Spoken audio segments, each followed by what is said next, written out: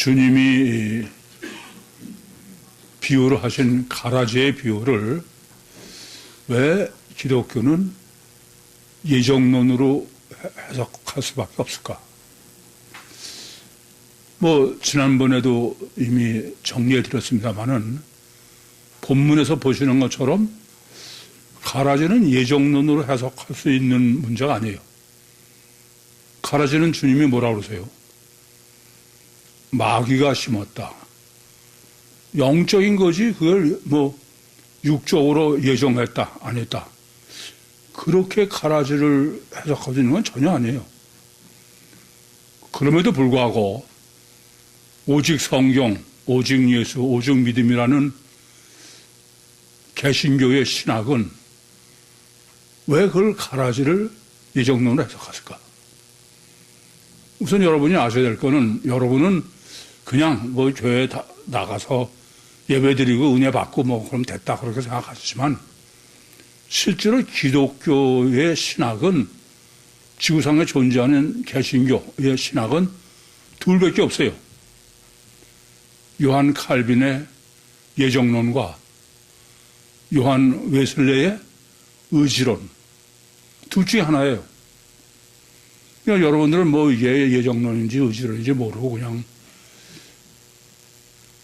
은혜만 받으면 된다고 생각하시기가 그렇지만 전혀 신앙의 방향이 잘못돼도 한참 잘못된 겁니다. 예정론이라는 게 어떤 거예요? 전지전능하신 하나님이 창세전서부터 딱 택했다는 거예요. 그래서 예정된 사람만, 하나님의 예정으로 택한 사람만 구원을 받고 그렇지 못한 사람은 구원을 못 받는다. 그런 얘기입니다.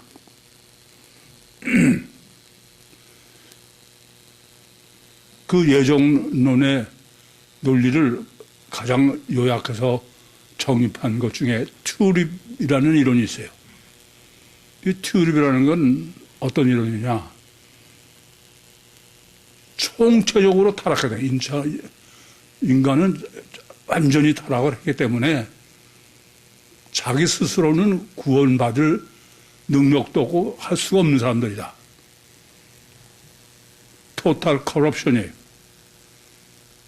두 번째는 unconditional selection이에요. 조건 없이 하나님이 선택을 해야 돼. 내가 무슨 선택받을 자격이 있고 그래서가 아니고 하나님이 무조건 선택했다는 거예요. 그리고 리미티드, 제한 속죄야. 주님이 십자가에 피 흘려 돌아가신 것은 모든 사람의 죄를 사하기 위해서 돌아가신 게 아니라 선택된, 예정된 사람만을 위해서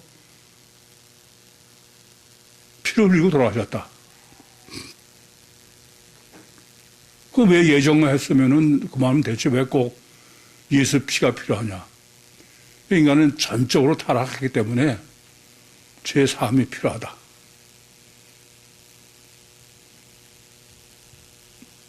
그리고 그것은 하나님의 선택은 불가항력적이다.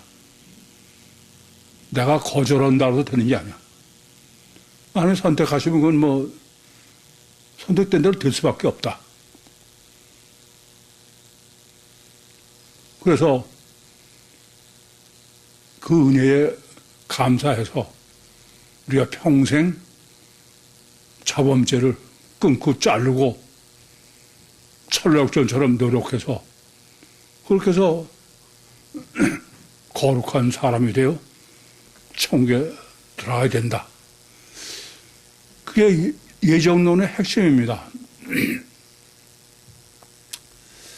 저는 평신도 때 소위 의지론인 감리교에서 신앙생활을 했어요.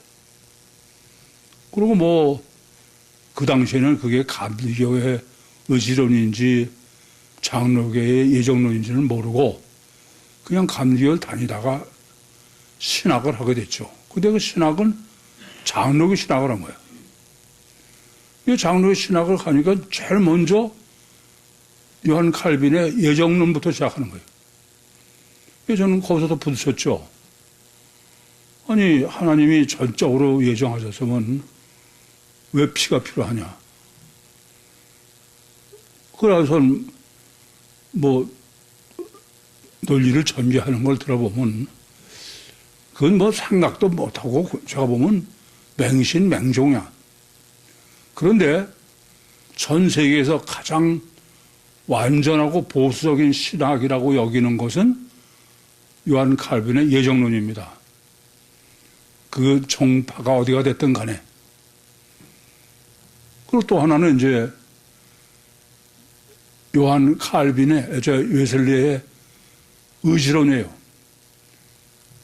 하나님이 예정한 게 아니라 내가 선택하는 게 문제다.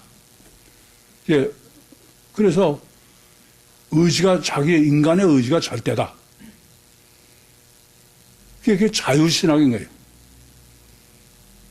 심지어 내가 의지적으로 선하고 의롭게 살면 되는 거지 꼭 예수 피로 제산받아야 되느냐.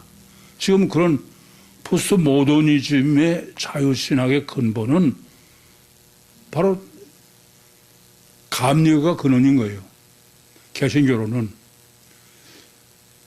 그거는 복음주의가 아니라고 지금 이단으로 생각하는 사람도 많이 있어요. 어쨌든 지구상에 존재하는 개신교의 신학은 이와 같이 보수신학은 예정론, 자유신학은 의지론 이렇게 갈라져 있습니다. 그러니까 우리가 여러분들이 뭐 내가 장로교를 다녔다, 감리교를 다녔다 이러시지만 실제 두 쪽은 생각하고 그게 전부 틀려요. 같지는 않습니다. 물론 지금은 다 뒤죽박죽이 돼서 왜 뒤죽박죽이 됐느냐. 이거 보세요. 예정론과 의지론은 정반대야.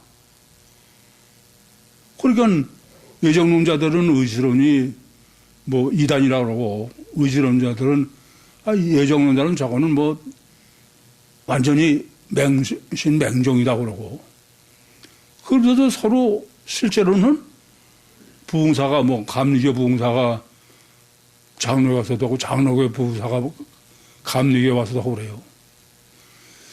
참 웃기는 얘기죠. 이 둘은 절대로 양립할 수 없는데 그런데 제가 양쪽을 다 경험을 해서 아는 사실이야. 왜 예정론이 성경적 신학이고 왜 의지론이 성경적 신학일까? 왜 그렇게 됐느냐? 왜 그래요? 아니 둘 다 예정론도 성경적으로 근거가 없는 게 아니야. 확실해.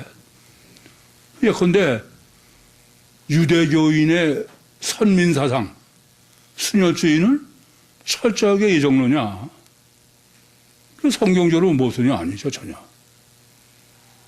또 의지론도 내가 원해야 되는 거지, 뭐 강제로 하나님이 하는 거냐. 그러면은 인간이 뭐 원하고 그런 거 하나도 필요 없고, 인격적 관계는 필요 없는 거니까.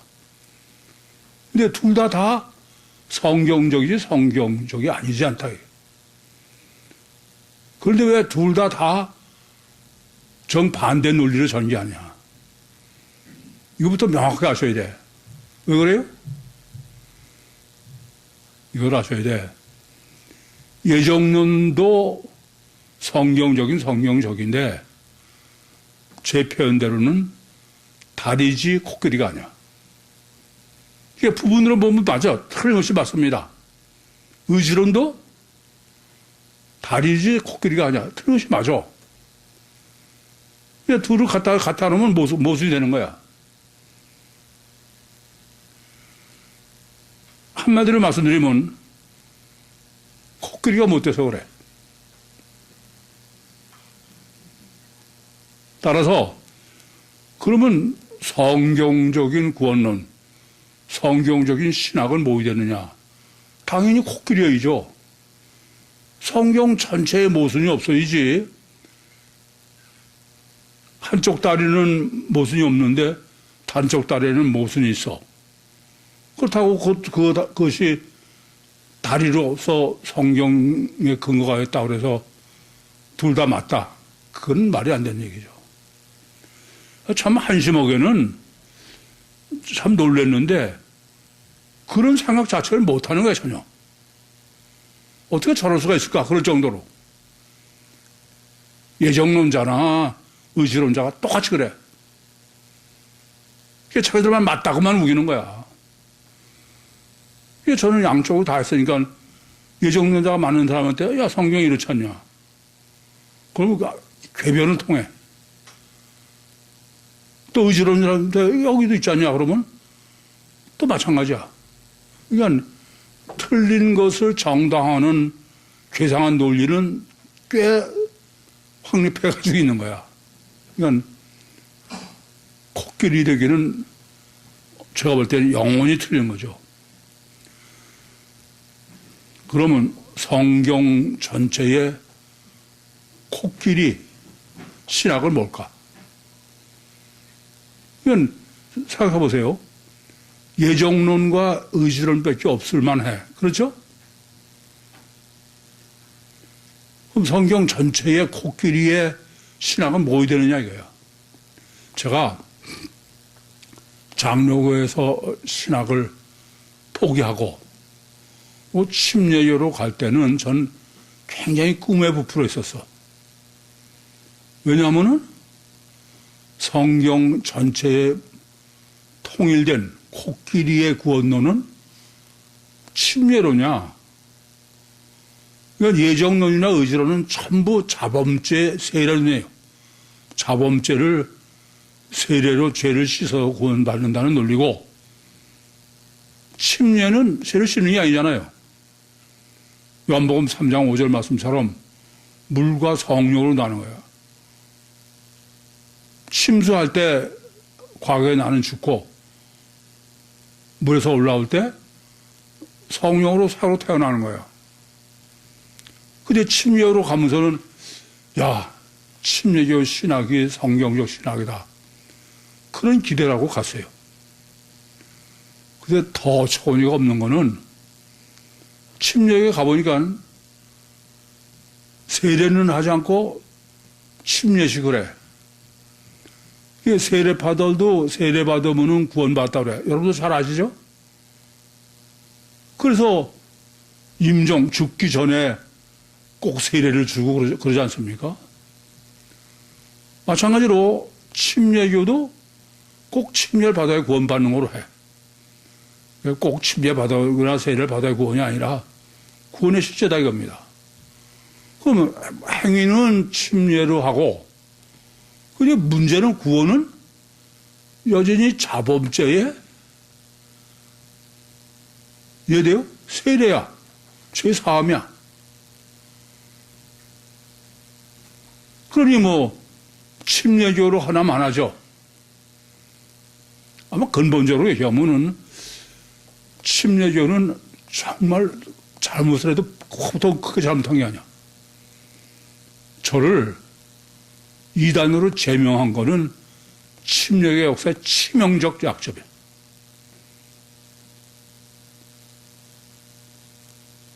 침례 신학을 정립했어야 돼. 안 그렇습니까? 참 딱한 노릇이에요.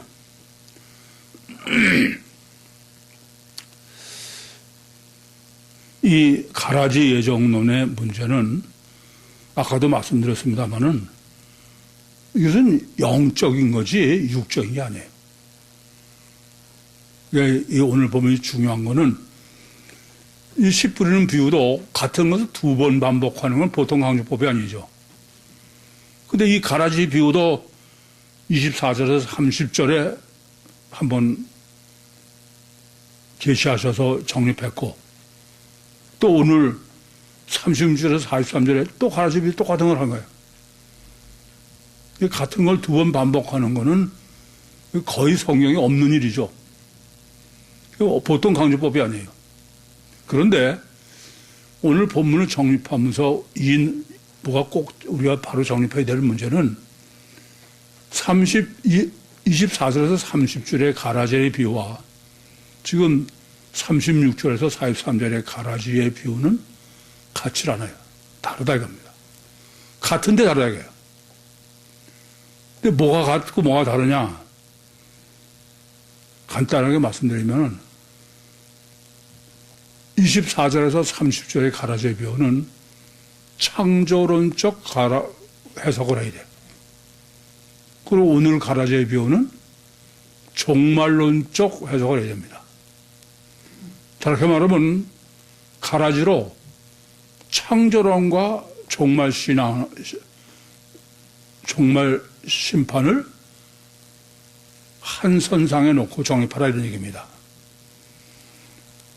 그래서 일부러 지금 가라지의 비유를 두 번으로 강조해서 한 번은 가라지가 그냥 자연 밭에다가 곡식을 씌우는데 가라지를 덮으는 거고 본문은 그냥 덮으는 게 아니죠.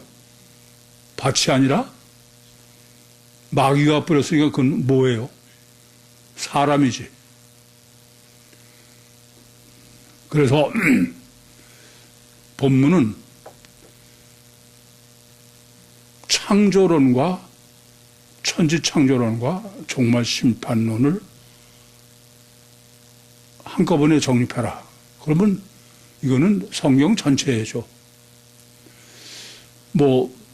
첫 단추가 항상 중요하다고 강조해 말씀드렸는데 본문 36절에도 이해, 토태입니다. 토태는 지난번에 정립한 걸 전제로 한 거예요. 지난번에 34절, 35절 정립한 게 뭡니까? 창세로부터 감춘 거예요. 감추인 신학. 하나님은 천지 창조할 때부터 철저히 감추셨다. 그래서 아담과 하와도 마지막에 창조하셨어요. 마지막. 하나님이 아담과 하와를 창조해서 이 땅에 있게 했을 때 아담과 하와는 도대체 우리가 어떻게 태어났나? 그렇지 않습니까? 전혀 천지가 다 있는데 그래서 제가 유물사관, 물리적 인간관을 갖을 수밖에 없다. 물질에서 내가 생겼나? 그리고 이것을 숨기는 거는 생각하고 갈등하고 그래서 사람이 이성적이 된다. 철저하게 창조 때부터 하나님은 우리가 이성적이고 합리적이고 과학적 사고를 해야 된다. 유신신앙이 잘못된 거는 하나님은 철저하게 이성적이고 합리적이고 과학적인 사고로 분별력으로 그렇게 신앙을 정립하고 신앙인이 되어야 되는데 이게 전부 신비가 돼버린 거야. 참 안타까운 일이죠. 그리고 최초로 천지창조를 알려주신 것은 모세에게 알려주셨다. 문자로. 근데 모세한테도 여전히 쿠룹토로 전혀 그냥 맹신맹종으로 계시를 하신 대로 받아 쓴 거지 천지창조의 비밀을 전혀 모르게. 그리고 예수님이 모세가 문자로 기록한 거를 그건 사람들이 그러니까 전부 관념으로 이해하는 걸 비유로 실제다 그거는. 거기까지만 하셨지 여전히 예수님도 천지창조의 비밀은 숨기신 거예요. 그리고 그것을 정말 마지막 심판 때에 숨겼던 천지창조의 비밀을 오늘 본문이 오픈하는 거예요. 이만큼 하나님은 철두철미하게 베드로후서 2장 12절처럼 이성이 마비된 사람은 죽기 위해서 태어난 짐승이다. 여러분도 이성이 마비돼서 이성적으로 상을 못하면은 그는 이상에 태어난 목적 자체가 죽기 위해서 동물이다 이거예요. 이성 없는 동물. 그만큼 성경은 철저하게 이성을 강조하고 있다. 그러면서 예수님께서 지금 무리를 떠나서 집에 들어가셨다는 거예요. 우선 이 무리를 떠나서 집에 들어가셨다는 것을 올바로 이해하시려면 1절 보겠습니다. 13장 1절.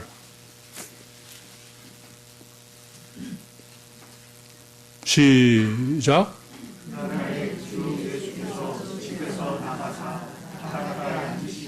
이거 보세요. 집에 계실 때 주님의 가족들이 와서 주님을 만나려고 그랬어요. 그때 집 안에 계신 거죠. 그러다가 지금 나오셨다는 거야. 그 나온 게 뭐 이렇게 중요해? 잊어버렸어야 돼. 나오셔서 주님이 말씀을 전하신 것은 오크로스야, 무리. 아담 후손, 단일체 이종 본능. 이걸 강조하고 있는 겁니다. 그러니까 지금 본문은 집안에 들어가시니까 제자들이 나왔다는 거예요. 이게 제자들한테 앞에 그 24절에서 30절까지에는 오크로스한테 한 거죠. 아담 후손에게. 그리고 그 설명, 신학적 설명은 누구한테만?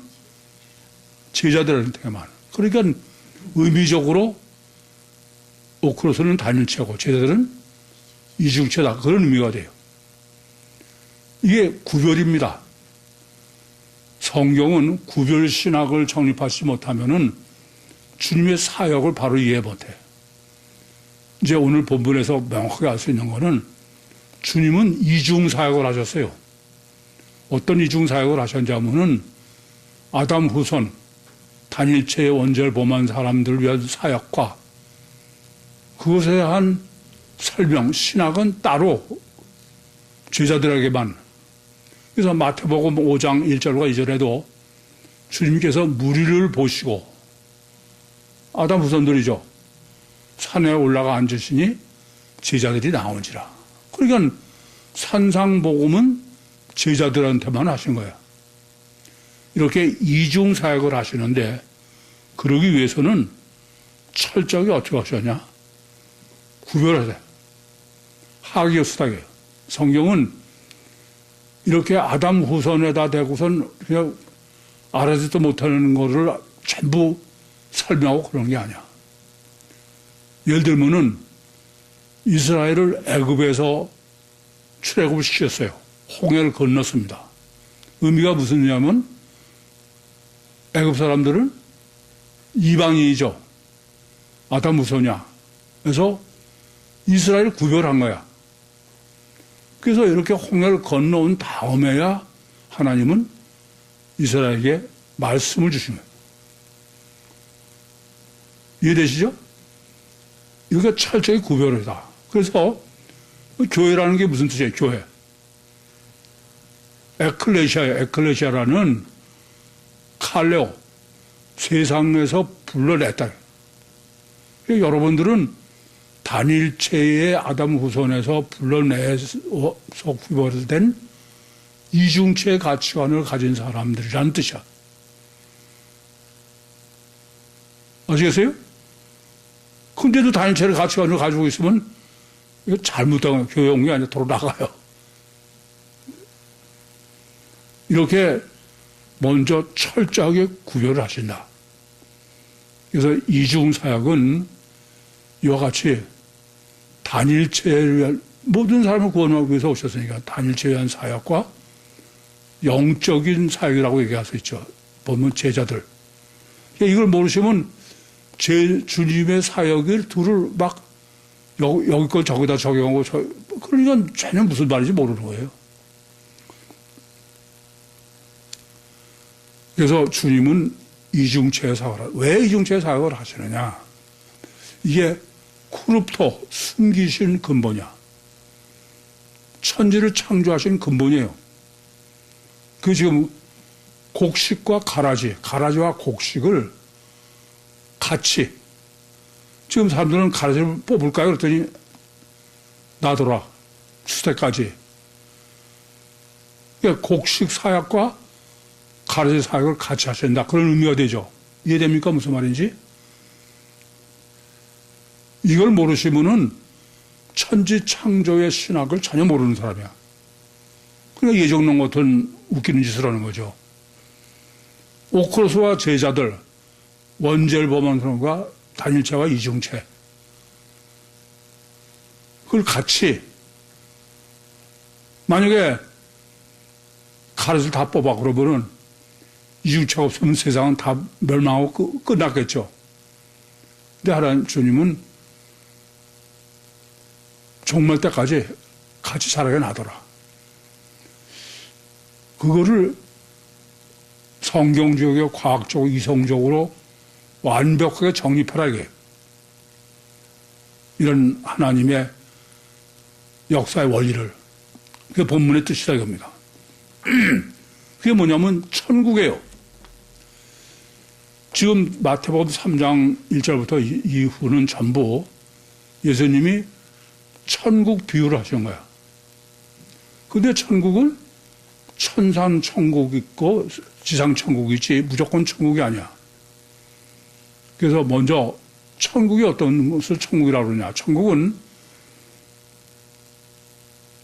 창조주 유신 창조 하나님이 직접 통치하신대요. 직접. 천국이란. 그러니까 간접으로 하거나 그런 게 아니라 그러니까 직접 통치라는 말은 직접 통치하시고 직접 역사하시고 그런 얘기죠. 그래야 실제죠. 간접으로 한다고 하면 실제야, 실제가 아니야. 그건 실제가 아니야. 그래서 우라노 바실레이아 천국 신학부터 확실하게 정립해야 돼. 그것은 유신 창조주가 직접 실제로 통치하시고 역사하신다.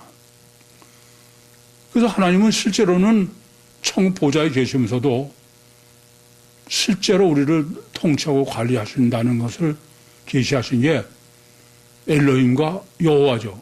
그건 하나님이 내려오셔서 예레미야서 31장 32절 말씀처럼 내가 너의 열조의 손을 잡고 여기서 나왔다.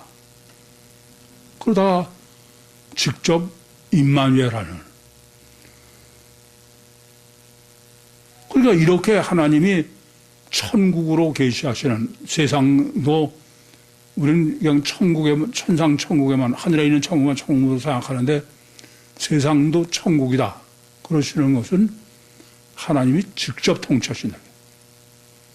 간접이 아니고.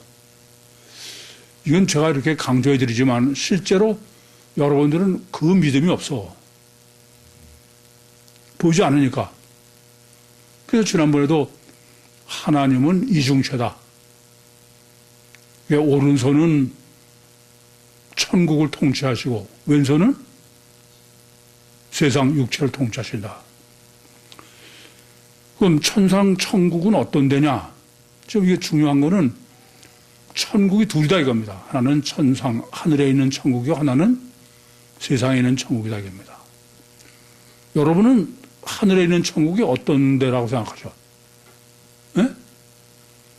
왜 하나님은 하늘에 있는 천국만으로도 충분할 텐데 세상 천국을 또 있어야 되냐 이거야. 그러려면은 하늘에 있는 천상 천국이 어떤 건지를 확실하게 해야 돼. 어때서 그래요?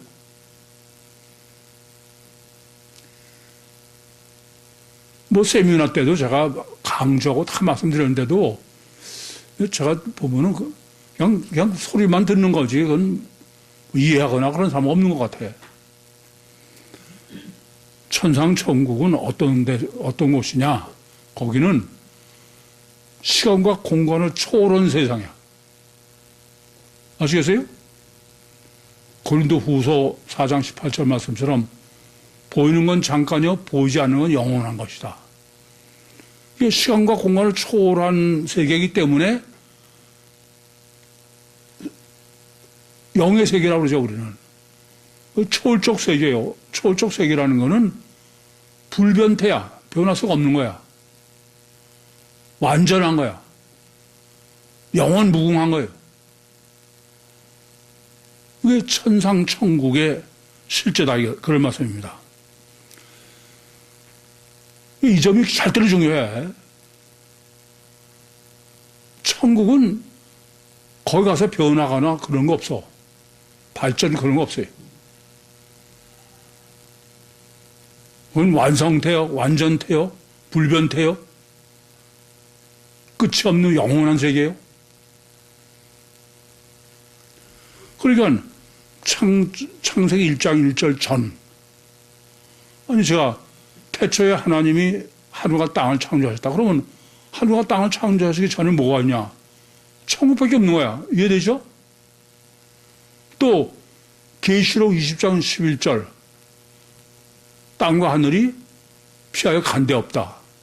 그 후에도 없는 거야. 그러니까 천상천국은 물론 그때 천상천국이 없는 게 아니야. 천상천국은 이렇게 세상천국 이전부터 불변태로 영원한 완성태로 그렇게 존재하는 거예요. 이게 초월적 세상이요, 초월적 존재다. 그걸 고린도후서 4장 18절에는 보이는 건 잠깐이요, 보이지 않는 건 영원한 것이다. 그러니까 천상천국은 영원한 거야, 영원. 변하지도 않고 발전하지도 않고. 그래서 제가 세미나 때도 그렇죠. 왜 하나님이 이 땅에서 우리가 육신으로 구원받으면 됐지 꼭 더 성화되길 바라시느냐. 천국은 성화가 없다. 들어가는 그 순간이 영원한 거다. 마치 군대에서 병장으로 제대하면 그럼 평생 병장이나 마찬가지다. 그래서 이 땅에서 얼마나 거룩해지느냐. 그건 아주 고정이 되는 거다. 이제 천상천국이 확실합니까? 정립됐습니까? 그럼 왜 지상천국이 필요한지 있어야 되는지를 알 수 있어. 지상천국은 어떤 데, 지상천국은 어떤 데냐? 그거는 보이는 것은 잠깐이야. 보이지 않는 건 영원한 거야. 그러니까 지상천국은 보이는 천국이죠. 하나님이 직접 다스리고 통치하시긴 하는데 물리적이요, 육적이요, 시간과 공간의 제한을 받는 거죠. 그럼 물리적이요, 시간과 공간의 제한을 받으면은 무슨 변화할 수 있는데요. 발전할 수 있는데요. 이 점을 아셔야 돼요, 명확하게. 그러니까 창세기 1장 1절서부터 계시록 20장 11절, 거기까지지. 그리고 이 지금 육식과 이 세상은 그 있는 동안만 그 아래서 발전되어 변화타간 거예요. 그러니까 천상천국에서 뭘 발전이나 변화해가지고 천국에 있게 한다는, 그건 거긴 불가능해. 그러니까 발전하고 변하는 데서 발전하고 변하게 된 존재를 갖다 놓는 것 뿐이지. 이래서 무슨 말씀인지 이 점을 잘못하시면 안 돼요. 그래서 왜 이 육의 세상이 필요하냐? 그것은 이 땅에 있을 때만 구원받을 수 있고, 이 땅에 있을 때만 성숙할 수 있고, 천국은 절대 안 돼. 그러니까 천국은 들어가면 구원도 바뀌지 않으니까 영원히 있고, 마찬가지로 지옥도 영원, 불변이야.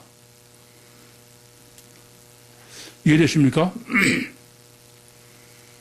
이것을 이성적으로 정립하라. 이성적으로. 그래서 창세기 1장, 지금 13장 9절에 씨 뿌린 비유를 다 하신 다음에 귀 있는 자는 들을지어다 그랬어요. 이번에는 겨자씨 비유로 종말론을 하시고 다 끝난 다음에 지금 43절에 귀 있는 자는 들어라요. 다르게 말하면은 변화되어 발전되어 이 세상을 올바로 이해하고 하는 데는 귀 있는 자, 이성적이고 합리적이고 과학적으로 절대다 이거야. 그 사람만 알 수 있는 거지. 무슨 뭐 하나님은 신비하고 이 세상은 뭐 천국은 신비하고 그런 사람은 그건 전혀 자격이 없는 거예요.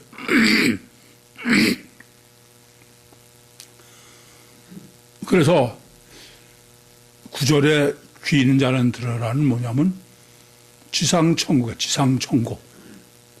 지상천국은 어떤 거예요? 발전되어 변화되어 아시겠어요?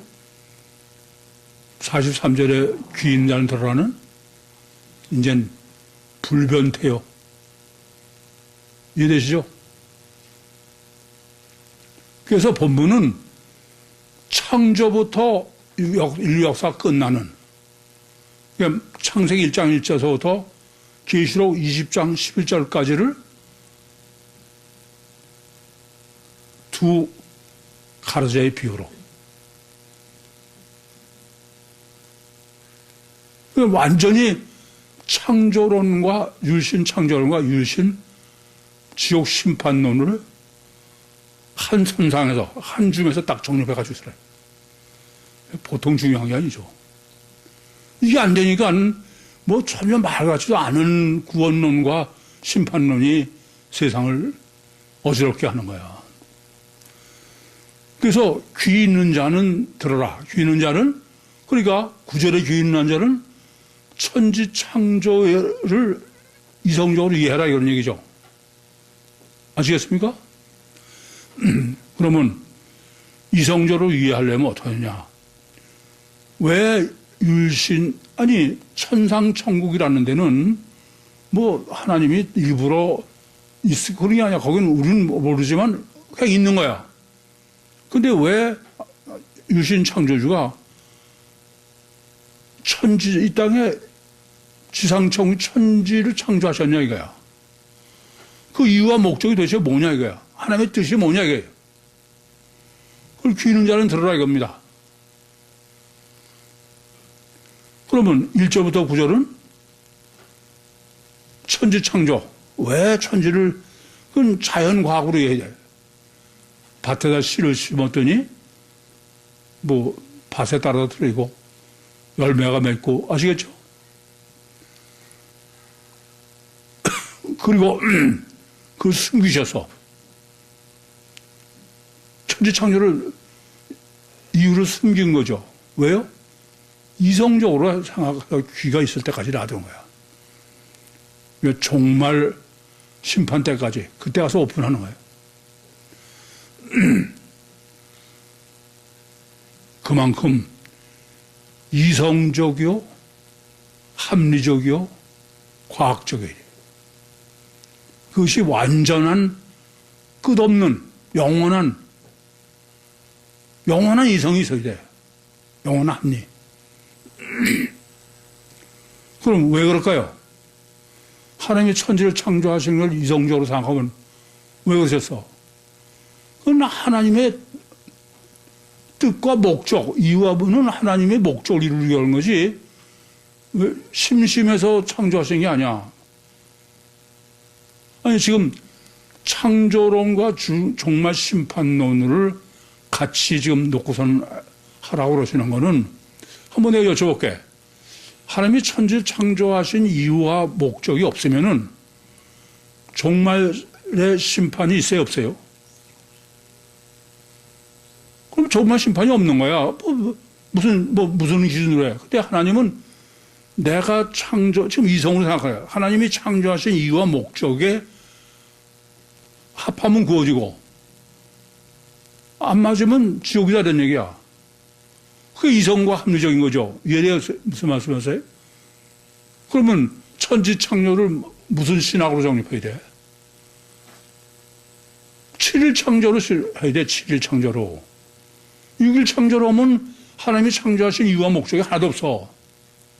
7일 창조하면 하나님이 6일 동안 창조를 다 창조해 놓으시고서 그래서 하나님이 영원히 안식하시려고. 왜 세상에는 종말 신학이 없냐? 창조 신학이 없기 때문에 그래. 천지 창조 신학이 없으면 종말 신학은 무슨 근거에 도대체? 그러니까 기껏 하는 소리가 뭐 자범죄로 구원받는다 이런 생각을 하는 거예요.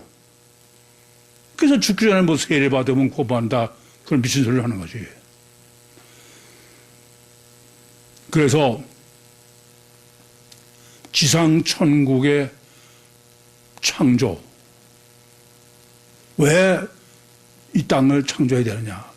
이게 지금 앞에 1절부터 9절에 씨 뿌리는 비유야. 천국에서는 천국 밭이 있다고 봅시다. 거기다가 씨를 뿌려야 100배, 60배, 30배의 결실을 해야 하네요. 거기는 안 내. 불가능해.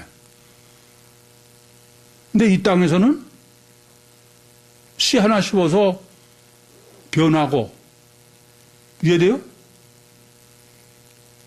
이 세상은 있는 동안은 변하고 발전하고, 그게 목적인 거야.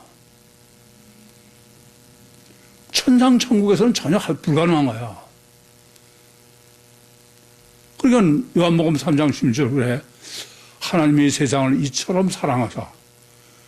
보통 중요한 게 아니야. 하나님도 천지를 창조해 놓지 않았으면 하나님의 소원도 전혀 불가능해.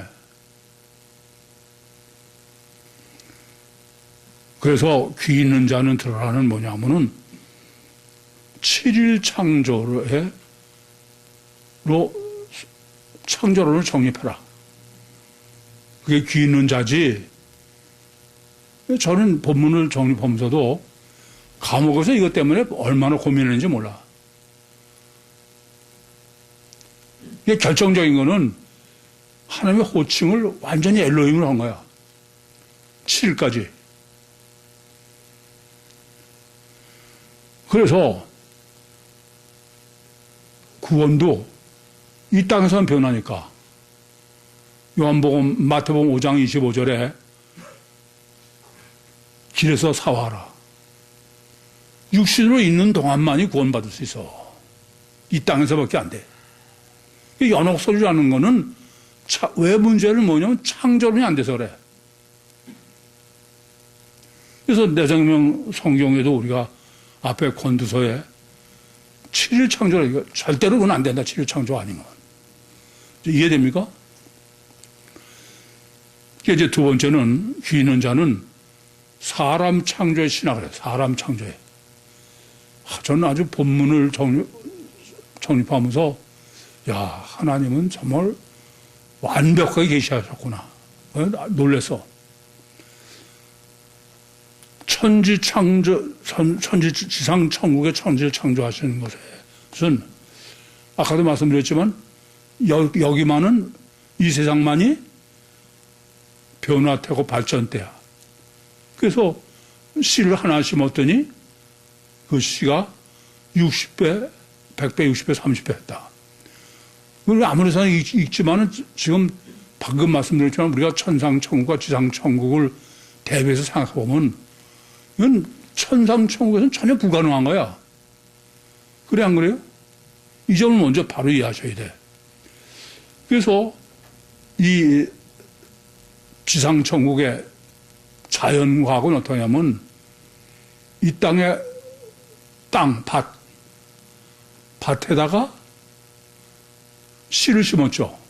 이건 물리적인 밭에다가 물리적인 씨를 심어서 이게 천지창조죠.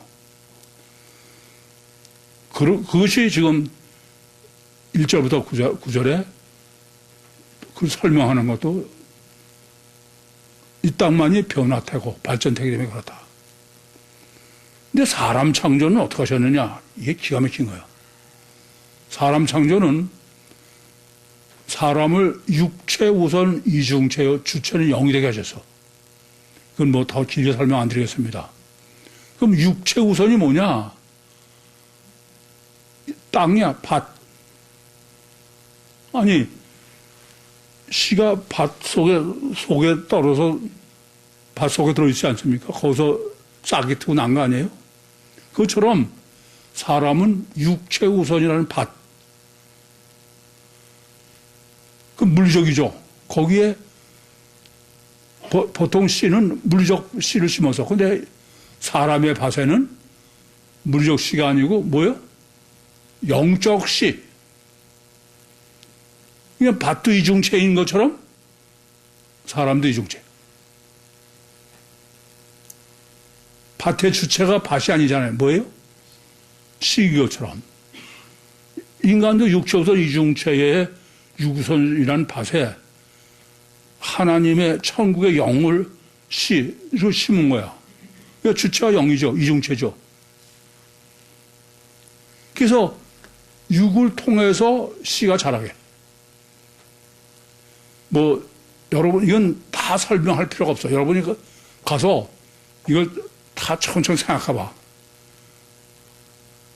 이렇게 완전하게 계시할 수가 없어. 그래서 하나님은 창세기 2장 7절에 여호와 하나님이 진흙으로 사람을 지으시고, 진흙이 뭐예요? 유구선이죠. 그러다가 생명을 코에 불어넣으신 거죠. 씨를 심은 거야. 우리가 모태의 육신이 잉태될 때 하나님께서는 내 고유의 영인 씨를 육체처럼 심으신 거야. 이중체로. 육체 우선 이중체죠. 그럼 주체는 영이고 씨인 것처럼 영이 구원받고 자라고 열매 맺고 그렇게 비유하신 거죠. 그래서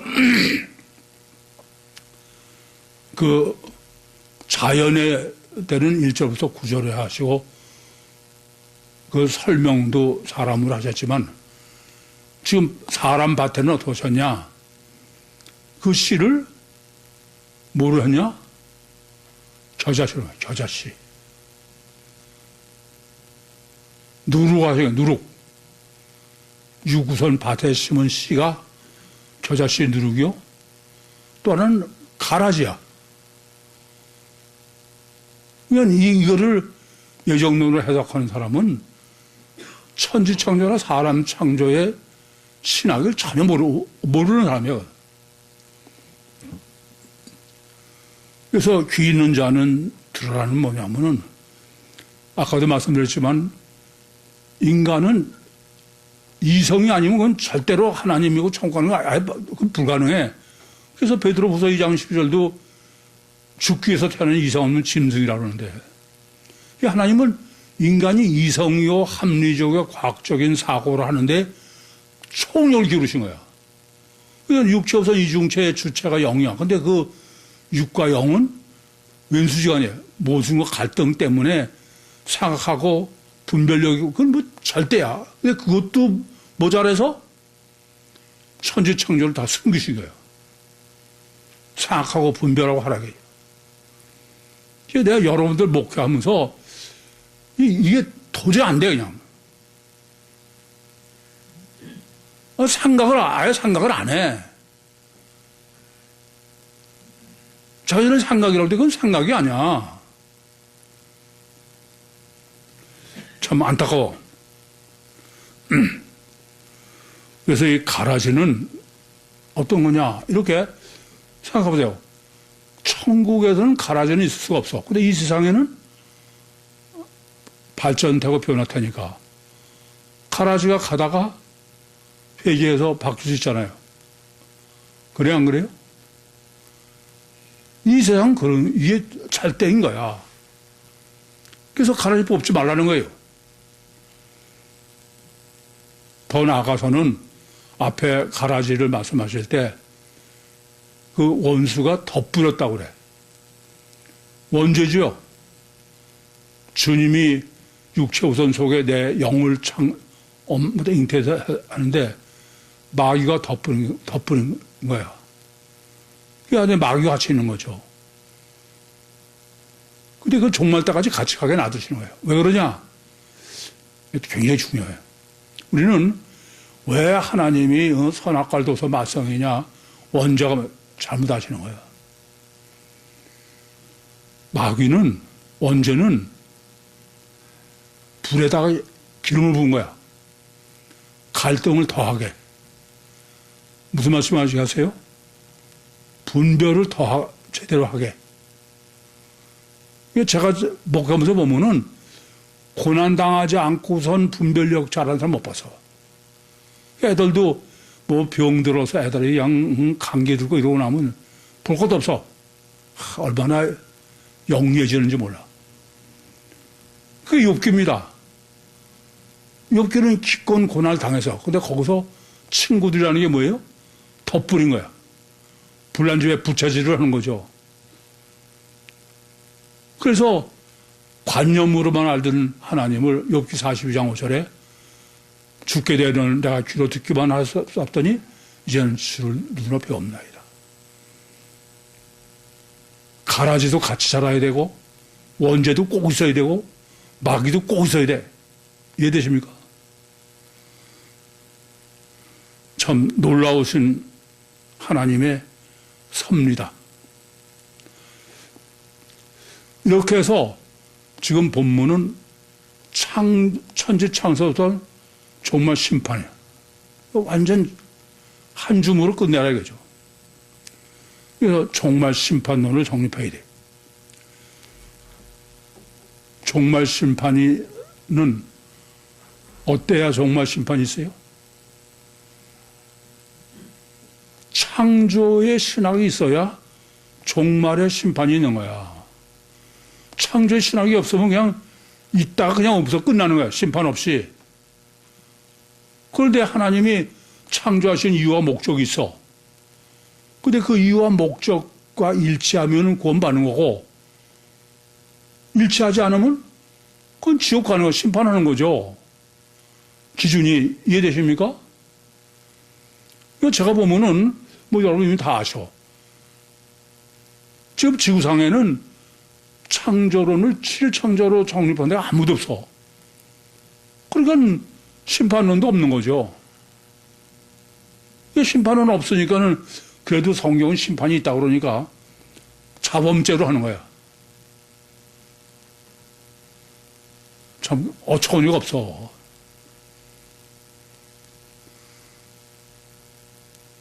(41절) 보고 있다고. 41절 한번 보고 있어요. 41절 시작.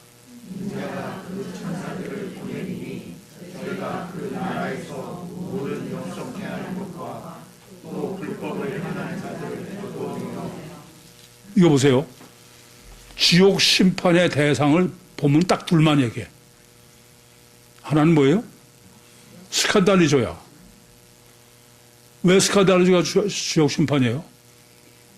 7창조의 하나님의 목적이 하나님의 인격적으로 화목한 자를 얻기 위해서야. 근데 하나님과 왼수가 된 게 스칸달리조야. 그럼 지옥 심판 틀림없죠. 안 그래? 그래요? 그건 당연하게 여겨. 그 다음에 문제야. 불법을 행하는 게 아니라 불법. 아노모스예요. 전 이것 때문에 신학적으로 상당히 고민이 더 늘어서. 지금 본문은 하바르티아를 지옥 보낸다는 건 아니야. 없어. 불법이 마태복음 7장 23절에 불법을 행하는 자들아. 그 불법이 어떤 사람이냐면은 모래 지은 집이에요. 율법이 없는 사람이 아니라 율법이 있는 사람이야.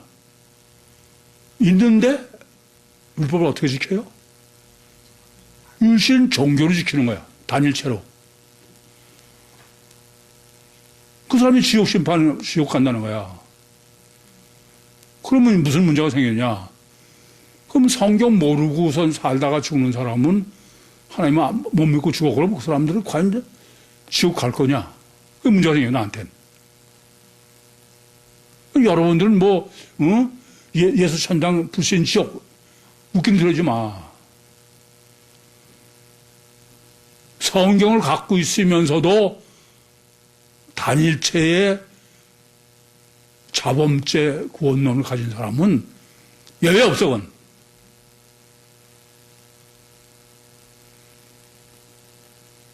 괜찮은 게 아니에요.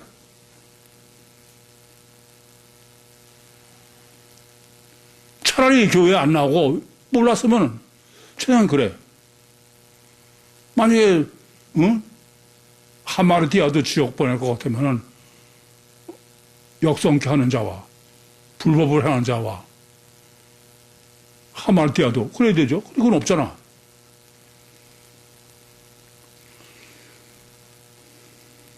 깊이 생각하셔야 돼.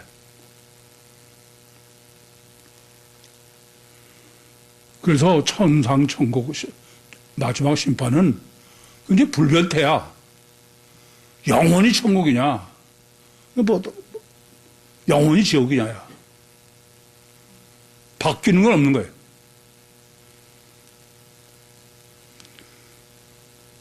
그러면서 주님은 꼭 천사들을 보내는 거예요, 자꾸. 왜 천사를 보는 거예요? 기준은 영적 기준이다. 그렇잖아요.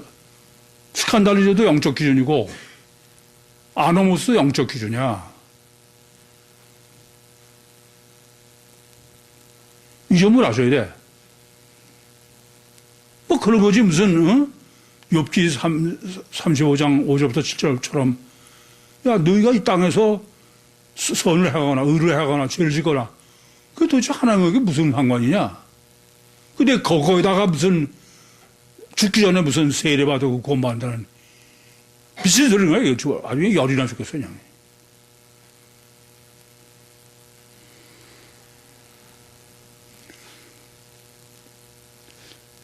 해와 같이 빛나리라. 제가 요새 기도가 좀 바뀌고 여러분 때 하는 고민이 바뀌었어 많이. 제가 여러분한테 휴가하지 못한 사람은 남은 자라도 거진 감남에서 끝내 구원받을 거다. 그런 기대를 했어요. 그래서 휴거하지 않더라도 결국은 구원받을 거다 그랬는데 여러분 점점 내가 보면서 해보니까 그게 안 되겠어. 큰일 났어 저는 지금. 왜냐? 여러분은 제가 볼 때 많은 고통도 절대 못 참어. 1시간 하루짜리도 못 참어. 근데 휴가 못하고 남은 자가 돼서 상상도 뭐 할 수 없는 그 엄청난 고난을 야 이걸 내가 견뎌내가지고서 영원한 천국 가겠다. 과연 그럴까? 내가 볼 때는 그걸 못 참으니까 아이고 뭐 지옥 가도 할 수 없다. 그럴 것 같아 제가 볼 땐.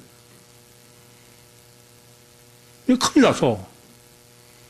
실제로 그래요. 여러분께 제가 쓰레기를 버려라 조그만 거 하면 안 돼 그게. 그런 사람이 어떻게 남은 자가 되어서 우리는 상상도 못하는 고난을 견뎌내. 그때 또 포기할 거야 아마. 계시록 그게 20장 무저강의 막을 가두고 난 다음에 사람들로 증거하는 성경이야.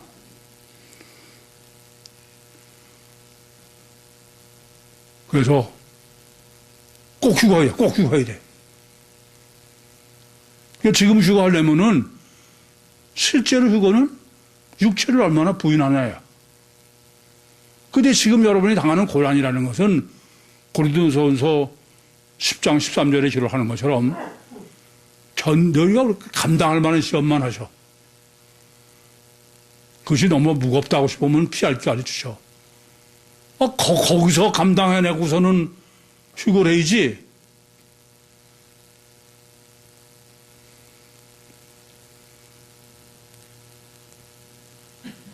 나는 마음을 다하고 목숨을 다하고 뜻을 다해서 주의 하나님 사랑합니다. 그런 관념이 안 돼.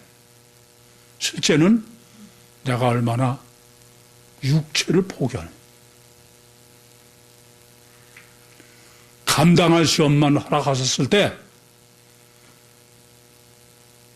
감당하시고 다 같이 휴가합시다. 기도하시겠습니다. 살아계신 아버지 하나님, 은혜와 사랑을 감사합니다.